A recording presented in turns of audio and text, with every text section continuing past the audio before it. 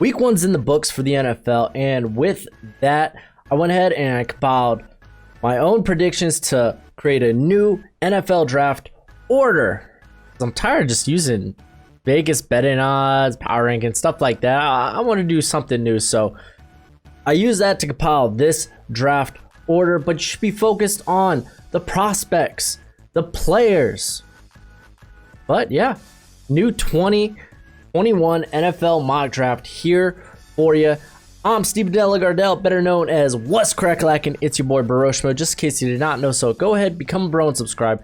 Leave a thumbs up if you enjoy the content. There are a couple players that I didn't have on here, and I'll kind of get to them at the end of the video if you have any questions. But I'll have my big board for the 2021 season, or I guess for the 2021 draft, out in the next couple of days. And that'll be 100 prospects. So my top 100, that's going to be wild. Draft content all over the channel, as well as we'll be streaming on the Twitch on Thursday. So be there for that. We'll be watching the game and while I play some NCAA 14. So without further ado, let's do the dang thing. And at number one, of course, it's going to be Trevor Lawrence, but I have the Jets finishing with the top overall pick. I don't think there was a team that looked worse than the Jets. And you might be like, oh, what about stinking, I don't know, the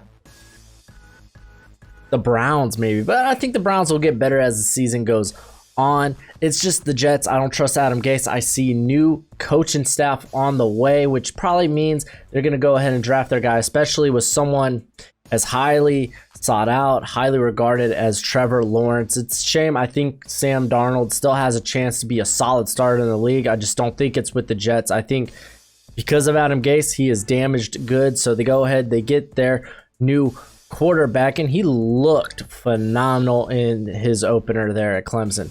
And then I got the Chargers here at 2, so they get Penei Sewell out of Oregon. I mean, they have Justin Herbert, so they're going to try to build around him. The defense is pretty solid, so they get a left tackle for the future, and better yet, a generational. Yes, that word's thrown around a bunch, but it is what it is. A generational left tackle. He's just phenomenal. It's hard to really poke any holes in his game. Then the Panthers coming in here at 3. They go Justin Fields. I feel like if they're in the top 5, they might end up going quarterback here. Teddy Bridgewater will just be used, just like his namesake, as a bridge quarterback. And then the Bengals at 4. It'd be nice if Sewell was here. He's not. So let's pair up Burrow with his old teammate, Jamar freaking Chase. Because, I mean, AJ Green, he's off the franchise tag after this season.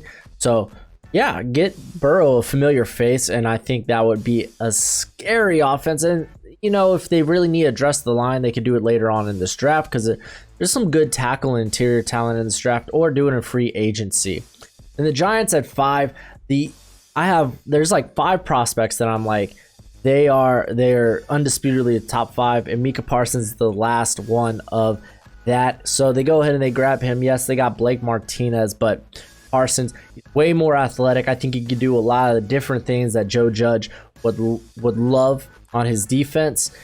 Again, freak athlete, so they go Parsons. Did I say Micah? Micah. Really bad about that. The Dolphins here at 6, they go Carlos Basham Jr. I think right now, if you haven't checked out my ranking videos for Edge, check out all my ranking videos, by the way. It gives you a little more context than I'm giving you here. But I think he is right now my top edge rusher in this class for his size and explosiveness. I mean, the Dolphins, they only had 5 pressures against the Patriots. By comparison, the the football team, whatever they're calling by now, they had 31 pressures. The Dolphins had 5.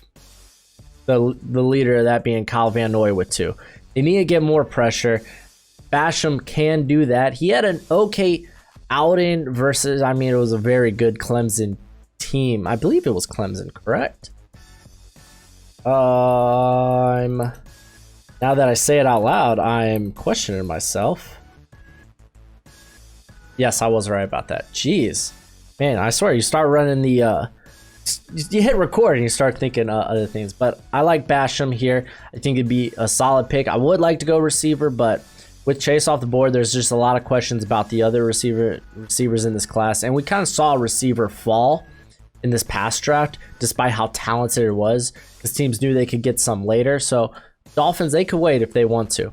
And then the Washington football team, there we go. They go Alex Leatherwood. None of the like top prospects fell to him. They could go Trey Lance, but I think Dwayne Haskins, honestly, he didn't look great in their debut, but he did enough for them to win against the Eagles, a very good Eagles team.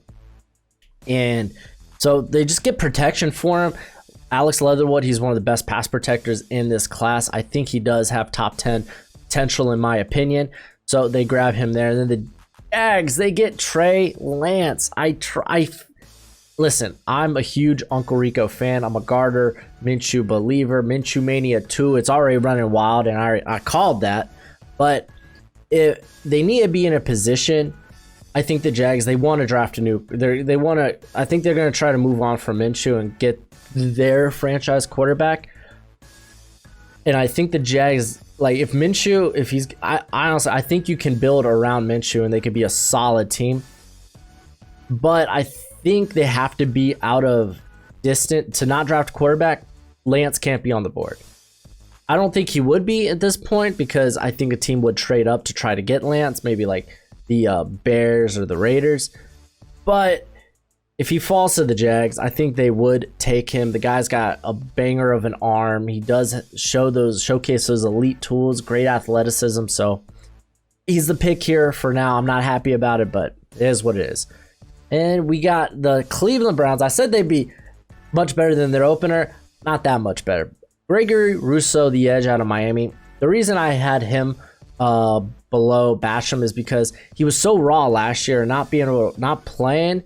I don't know how you're going to refine that technique, tools, and stuff like that, or at least prove that you have without playing a game. That's the only thing. I still think he's like a top 10 guy, but at least top 15. I mean, he's a great frame, freak athlete. There's a lot of them in this draft. So, yeah, they go ahead. They get another guy on the other side of Myles Garrett. It's just really good value here. At 10, the Colts. Yes, Phillip Rivers, man, looking like 2019 Phillip Rivers. What do you expect? I guess you could go quarterback if you're the Colts, but I don't think you need to. They have Jacob Eason if they do plan on maybe developing him. So they go corner because Xavier Rhodes, just like I said in my video, in my Jags preview, they attacked him and he wasn't good in coverage. So they get Caleb Farley out of Virginia Tech. He actually comes from a big zone scheme. He primarily played zone at Tech last season, so he kind of fits for what they want in their corners. And then Detroit Lions, they're gonna go Christian Barmore. They really have no one, at least no one outside of any journeyman like Danny Shelton and such on the interior of that line. So I think they grab Barmore. I'm really high on his physical and athletic upside. That's why I have him above Marvin Wilson. But Marvin Wilson, he's going with the next pick to the Raiders. It'd be easy to get a new quarterback or to draft a new quarterback for the Raiders, but there's not one worthy, I think, of a first-round pick at this point. So they go ahead. They dress the interior. Marvin Wilson's just he's just stupid strong. He gets a lot of pressure. Didn't play a lot of snaps though versus Georgia Tech, which was very surprising to me. But nonetheless, he very well could be the top tackle in this class, top defensive tackle.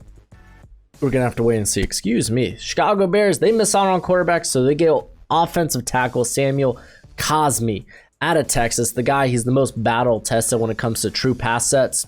That typically translates to the NFL. So I got Cosmi here.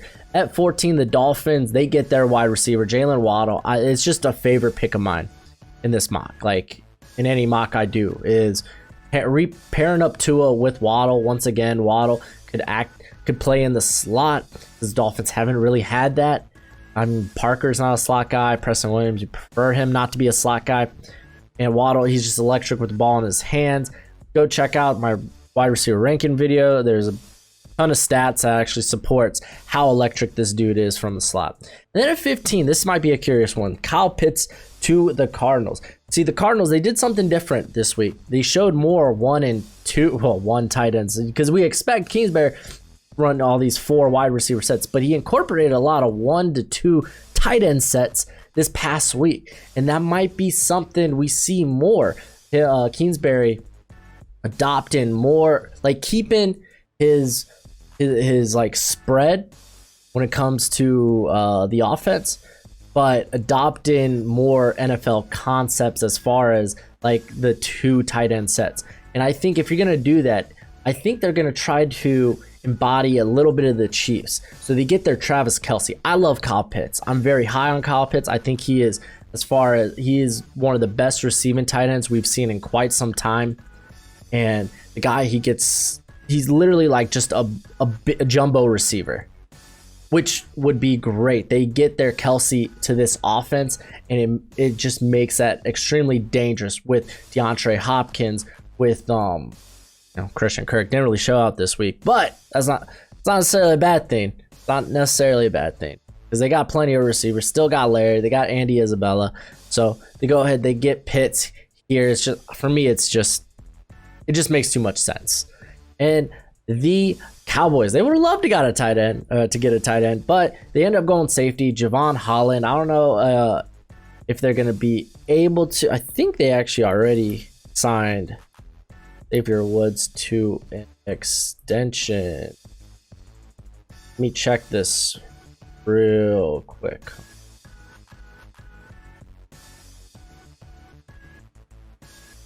Blah blah blah blah.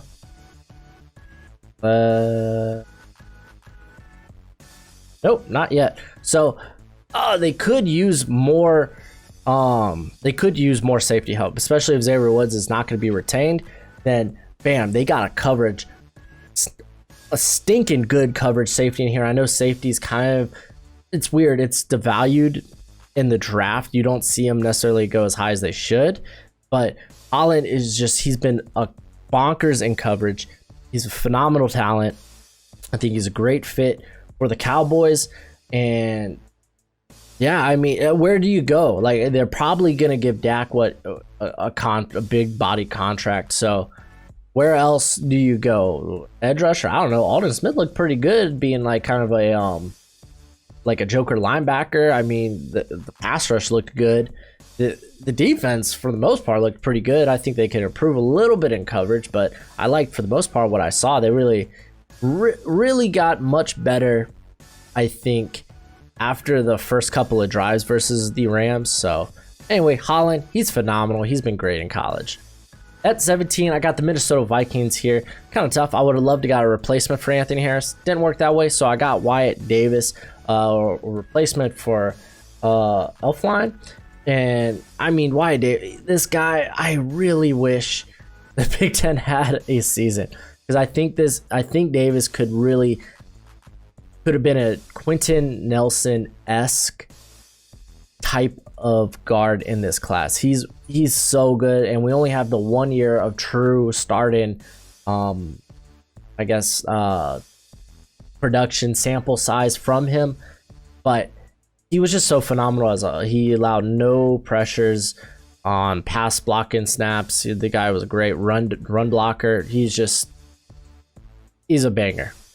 At 18, the Falcons go Patrick Surtain II.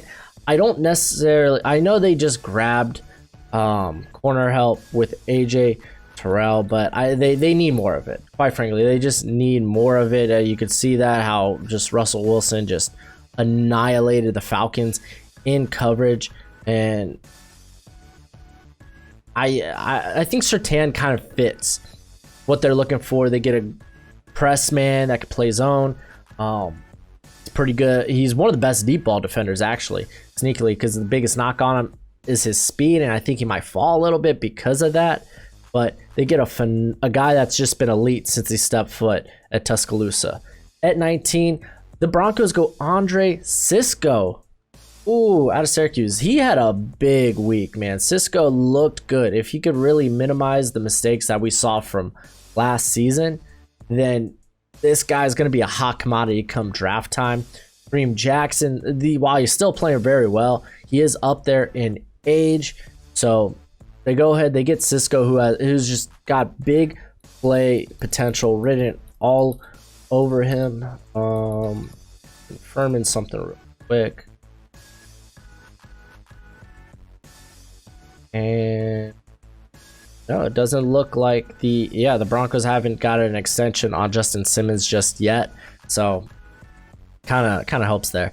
The Eagles, they go Dylan Moses. I think Dylan Moses has a chance to go a little higher on this list just because he's literally an athletic freak, sideline to sideline athlete. I just want to see him better in coverage, and hopefully we'll see that this year. That's the only thing really stopping me from putting him any higher. But the Eagles, they could use a little more linebacker help or even depth. So they get a guy that's just, wow. And 21, the Patriots get Tamorrion Terry out of Florida State. I know some of y'all think he had a pretty rough outing against Georgia Tech. He had a bad drop. He was injured throughout that game, but I still believe in what I've seen from the previous 2 seasons. It will be something to kind of monitor as the season goes on, but I still love the talent. I still think he's a first rounder. So the Patriots, they have no playmakers, and that was evident. That's why they ran for 237 yards. It wasn't just because Cam Newton is now their quarterback. It's because we don't really have playmakers, anyone to really stretch or attack the field vertically.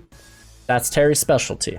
And then at 22, the Josh Allen-led Buffalo Bills. They go Pat Freiermuth out of Penn State. This guy's probably the best all-around tight end in this class. He's a great blocker. He's a pretty solid receiver as well, and he's pretty good after he shrugs contact off. I mean, good luck trying to bring that homie down. He is solid, and I think they can upgrade from Dawson Knox. I don't think Dawson Knox really brings anything too special, so they go ahead, they get Freiermuth. If they really had to upgrade position, I was thinking corner, but the corners that I wanted to go with, or the corners that were available, I was a little hesitant to pull the trigger on. And speaking of which, Shaun Wade going here at 23 to the 49ers. The thing is, he had 12 snaps on the outside last season. If you're just going to be a slot guy, you're not going to go high in the draft. That's his biggest knock. He's got good athleticism. He's a very solid run defender. If anything, I think he comes in and the 49ers, just like what they did with Jimmy Ward, they play around with him. They move him around and see what they can get out of him. I think if any team could really figure out what position Shaun Wade's going to play in the NFL, it's the 49ers. So quite frankly, he could be a box safety. He could play in the slot. Maybe he does eventually play on the outside, but that's kind of the one thing for me holding him back. Then at 24, the Jags, they go ahead, they get Rashad Bateman. This was a tough one to pick which receiver I wanted to go with. It would have been nice to maybe go tight end or offensive tackle, even defensive interior, but those positions were kind of already taken. So I went ahead with Rashad Bateman because I truly think they could get a better route runner. Like Chark, he provides a good deep threat, but they could get definitely a better route runner on the intermediate to short. They got Westbrook, who's a pretty solid slot guy, but no one really on the outside. You could say Shenault, you could say Conley. Chenault's still developing, and I think honestly Shenault, he might end up being a slot guy. The dude's stupid explosive, but he's not. There's no nuance to his route running as of yet. He's still a developmental prospect, and you love what you see from his athleticism. Great broken tackle machine too. So they go ahead. I mean, it's not bad to have a lot of weapons. It's not a bad thing. Trey Lance might need a year to develop, so Gardner Minshew, would be nice to see Uncle Rico have some weapons. And then at 25, the Tennessee Titans, they go receiver as well, but Amon-Ra St. Brown, I really like this guy. We saw Adam Humphries get utilized a lot last night, but that's not probably going to be the standard. I think is a bit of the exception. You're not going to see Ryan Tannehill throw the ball 43 times. But I think they could get a better slot receiver here in Amon-Ra St. Brown, and I think he could play on the outside, maybe even replace Corey Davis, who actually had a pretty solid game last night. But this guy, he has been very effective vertically. Again, it sucks him not being able to play this year, but yeah, he was very successful when asked to attack vertically. Mainly, he was used in the slot, so he has no real sample of base and press, but he's a very crafty route runner. He's very good on the short to intermediate. So they go ahead, they get a nice receiver. It was kind of hard. You could go corner, you could go, I mean, you could go a variety of different spots for the tight ends, but I went with a guy that I think really would help him out. And not to say any other prospects won't help him out, but you know what I'm saying. I think wide receiver depth, something they need. Travis Etienne going to the Bucks, it just makes sense for me. He is lightning in a bottle. Fournette, he's only there for the year. Rojo, Travis Etienne is just like Rojo times 2. Like, Etienne is phenomenal. He's going to be a first-round prospect. Just matter of where he goes. He has a little James White in him, but he's like stupid, elusive. He's just a broken tackle machine. Like I said, lightning in the bottle once he gets the ball in his hands. The Steelers, they go Trevon Moehrig out of TCU. Again, a favorite pick of mine here was Brock Purdy, and I'll get to him at the end of the video. But I was like thinking, where could they go? And I was like, oh, they could address safety, maybe get a guy that pair up there with Fitzpatrick, because I'm not that high on Emmons. So Moehrig, he's not necessarily the best safety instinctually, but he's got great physical tools, good size. He's a very sure tackler. I think you put him in a box, maybe even like kind of like in between the box and deep safety spot, that like Bob Sanders type area. I think this guy, he's great at meeting receivers at the catch point and just knocking the ball loose. He allowed a completion percentage of like 30% last year. So the guy's phenomenal. I think it'd be a good addition to the Steeler defense. And then the Jets, this is Seattle's former pick. They get lucky. Devontae Smith ends up being down here despite being my 5th receiver. But like I said at the beginning, or near the beginning of the video, we saw receivers kind of fall in the draft last year. So I kind of assume some of that will happen. And then you're going to just see receivers, not necessarily where they have them maybe ranked. Like my rankings for receiver don't look like this, but they're going to be guys that kind of fit what they're looking for or fit their system.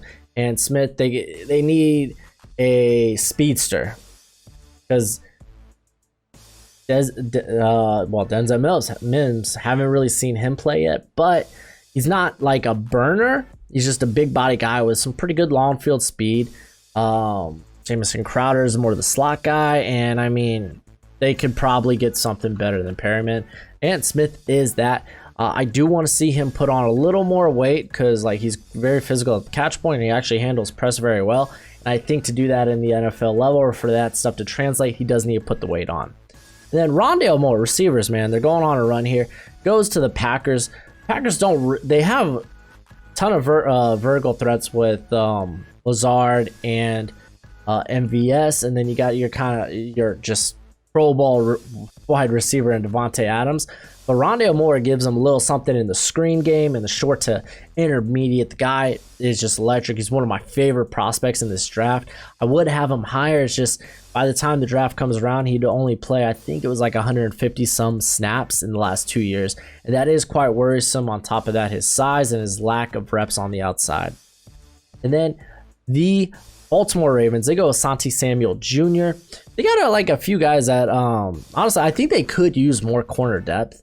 That is like, they're really good at the corner position with Humphrey and Peters, but behind that, then for me, it's a bit of question marks. So a guy in Samuel who is very versatile. He can play outside, he can play in the slot, he can play man, he can play zone. He's stupid athletic. He's very good against the run. And I mean, he put on a banger against Georgia Tech. So just saying, he's starting to rise up my boards a lot more. And 31, Trey Smith out of Tennessee to the Chiefs. I think this kind of makes sense, and I think it spoke for itself. The one thing that really, if I had to point out a negative about the Chiefs opener, was their offensive interior is not that physical and maybe not as good as, not that good. At least, like, okay, take a look. Clyde Edwards-Helaire, when he was in the goal line, he had 6 carries for -2 yards. Like, honestly, that interior needs to get a lot better, a lot more physical. Trey Smith brings that. Hopefully everything medically checks out with him at the combine. And then at 32, Nick Bolton out of Mizzou going to the Saints. Kind of makes sense, I think, in my opinion, for the Saints to pick up a coverage linebacker. I know they got Zach Bond, but keep in mind, the dude he primarily played edge for Wisconsin. And so he's still learning. Like, you saw that at the Senior Bowl. He was like still learning how to play coverage. Demario Davis, keep in mind, he is getting older, and you could kind of see that from his play against Tampa Bay. But take that as a small little, like, I would say take that as a grain of salt. I don't want to say his play is totally declining. He just didn't have a great game against a Tom Brady led Bucks team. So again, he also played like 70 snaps, so that might be like, take it for what it is. But eventually he does have to leave.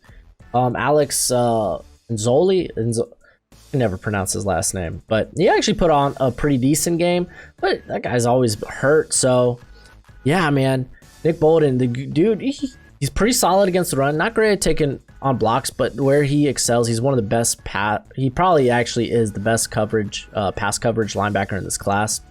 And just keep adding to banger of a Saints defense. So let's get into a couple of guys that didn't make this list that I actually have pretty high on my rankings. I'm actually going to take a quick look at my big board. And the first guy I'm going to point out, Brock Purdy. Yeah, he had a bad game against Louisiana, but and not LSU, Louisiana. But I don't think that really takes away from his previous 2 years of production. But I was listening to Mike Renner, and I kind of on board with him actually coming out of the 2022 draft. He does have another year of eligibility, so that might be the case if his play kind of continues like this, because the dude's got no playmakers, man, at Iowa State. No playmaker. Another guy who slipped off here, Chris Rump II. His game against Notre Dame wasn't necessarily bad, but he's only 235. The guy really needs to put on size, and you kind of saw it when he matched up on the left side. He did have noticeable time struggling to get pressure. The guy's got another year of eligibility as well, so I'm just kind of like thinking he might come back. You could throw Walker Little out there. Walker Little, I think he's really hurt right now by the fact that he can't play this year. Like, for me, I've seen maybe 5 games where I'm like, I can see him play tackle in the NFL. And granted, it's the last 5 games we've seen him in, but still, that's not enough for a first-round prospect, you know? And I think those were probably the most notable guys I wanted to address here. You could say Jamie Newman, but the guy's opting out. I had a second-round grade on him anyway, so he falls in the second round. But that's it for the video. Go ahead, let me know what you think and what you would do with this draft order in the comment section below. And as always, until next time, you be easy, my friends. Later.